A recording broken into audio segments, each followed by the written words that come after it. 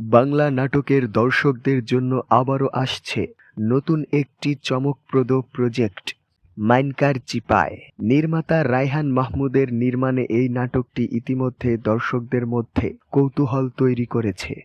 নাটকটিতে জুটি বেঁধে অভিনয় করেছেন সময়ের জনপ্রিয় অভিনেতা মুশফিকার ফারহান এবং মিষ্টি হাসির অভিনেত্রী কেয়া পায়েল।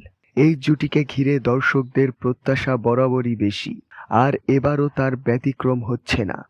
মাইনকার চিপায় শিরোনাম থেকেই বোঝা যাচ্ছে গল্পে থাকবে হাস্যরস, সম্পর্কের টানাপোড়েন এবং বাস্তব জীবনের নানা মজার পরিস্থিতি। নির্মাতা সূত্রে জানা গেছে, নাটকটিতে দর্শকরা একসাথে পাবে রোমান্স, কমেডি এবং কিছু অপ্রত্যাশিত টুইস্ট। ইতিমধ্যে সামাজিক মাধ্যমে নাটকটি নিয়ে আলোচনা শুরু হয়ে গেছে। বিশেষ করে মুশফিকার ফারহান ও কেয়া পায়েলের রসায়ন আবারও দর্শকদের মন জয় করবে বলে আশা করা হচ্ছে। এখন শুধু অপেক্ষা, কবে মুক্তি পাবে মাইনকার চিপায় এবং কতটা দর্শকপ্রিয়তা পায় এই নতুন নাটকটি। এই ছিল আজকের আপডেট।